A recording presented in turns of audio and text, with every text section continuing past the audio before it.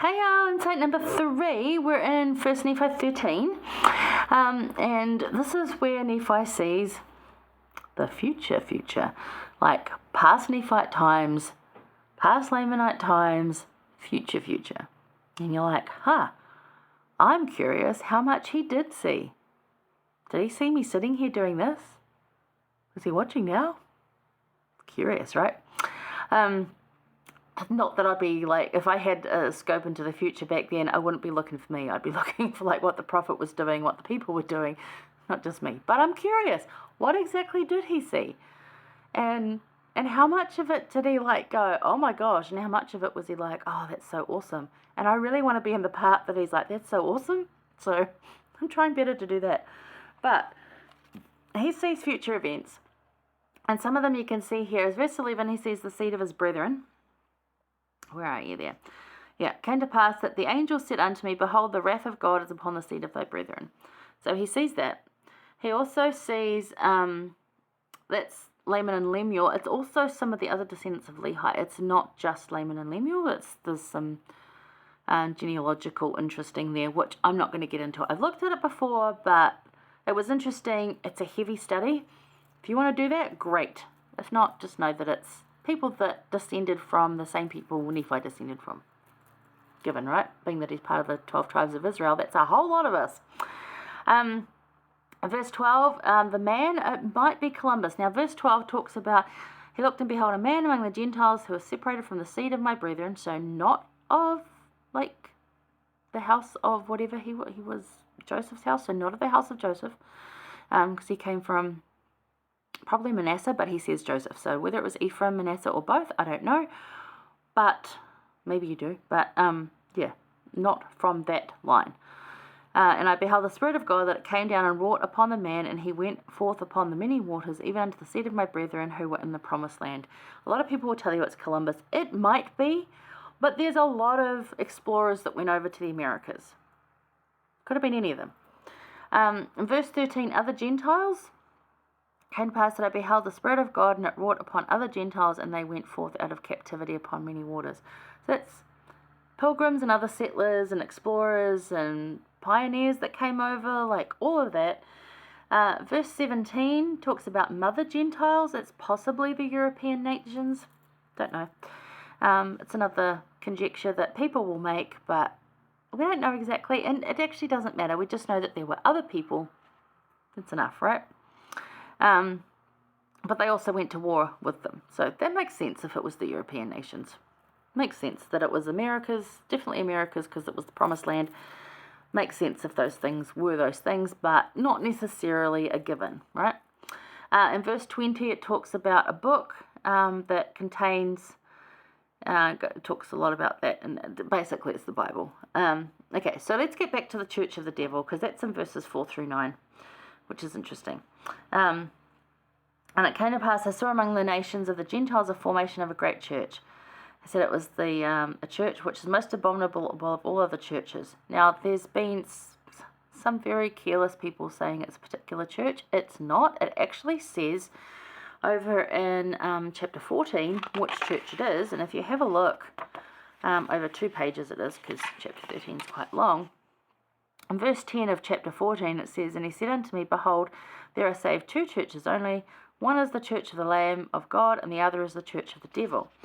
And still people will associate this one church with being a church of a devil. And I'm like, no, because I know people from that church, and they're incredibly good people. Actually, most of them are. Imperfect humans like the rest of us, but genuinely pretty decent people. Very kind, very nice, so no. It's the church of the devil, as in the church of the world's culture, the world's things.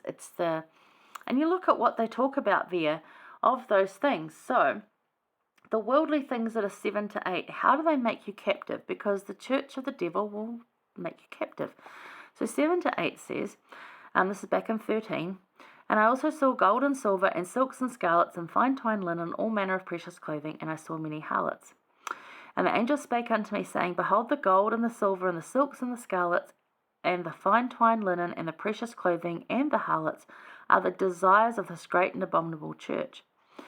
So they're not particularly representative of that literal thing. They're representative of fancy things. So back in then, you would have had gold, silver, silks, and scarlets. These days, you'd have fancy cars and expensive fashion, and got to have this certain, got to go to the restaurant and have the food with the gold something on it. And I'm not downing any of that, but it's desiring that above the things of Christ. So maybe instead of paying your tithing, you go and spend it on a fancy one-plate dinner just because it's touted to be the best thing. What's your priorities? Where are you at? These are the things in there. So how are they captivating? How do they make you captive? And how do they blind and mislead? They do, because, if you're desiring and you're focusing on the latest Gucci handbag, it's probably not a good example. What's a better handbag? I don't even know. I know once we went into, and I can't even remember what fashion store it was. Might have been Louis Vuitton. Very cool to go into the store, and you don't usually get to go in and walk in. You got to book an appointment, but we happened to know someone that was working there, and we got invited to go and see these beautiful clothes. And they were incredibly beautiful. They were gorgeous. And there was this little handbag that was, probably worth, at the time, half of what my house cost. And I'm just like, while that's beautiful, I would never buy something like that when I could put that into so many things to help so many people. And it was in that moment I'm like, I'm not going to judge on anyone for their priorities, but I know that my priorities are largely in the right direction. Not entirely perfect, and they still need a lot of work, but they're in the right direction.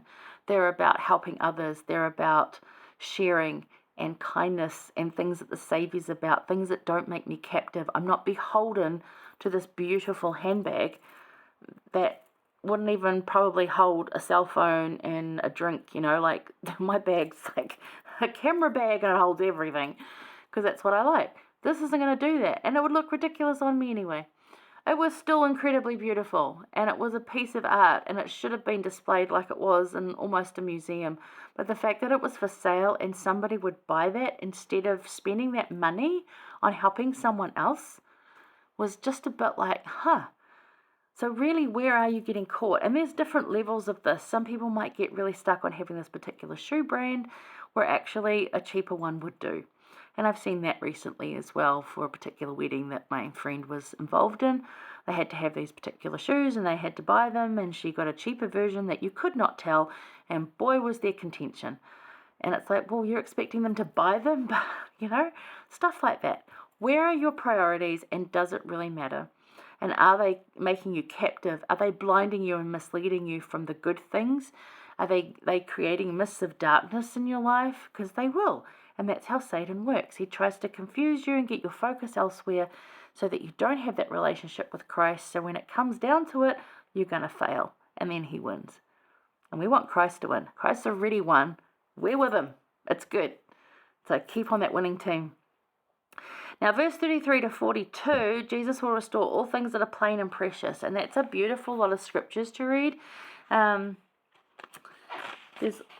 also much talk about this different church. So have a good read of this, because it's actually interesting to just, instead of comparing it to a particular church, again, compare it to the world and the way they would have you think. Like the culture and what things are of importance, even what TV programs or what movies are being touted as the must-see, and why it's actually not, while they're fleeting and gone, and it's just stuff.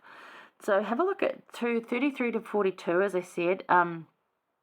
These are longer verses, but they are incredibly beautiful about what's plain and precious and how it will be restored, and that Jesus is not neglecting or complicated, and neither is his gospel. So these plain and precious things, what are they to you? To me, they're the gospel. To me, they're the scriptures. To me, they're just living life the best I can. And he's going to restore all of that. And it's like, that's probably not even what it is, but the plain and precious truths of the gospel are being restored, still being restored. Most of them, good foundation. They're still being restored to us as we can take them in. So be in that position to take them in. So think about what those things are to you. That'll help you realize sort of where your focus is mainly. So there you go. All right, hang around. We're heading over to 1 Nephi 14. I'll see you there.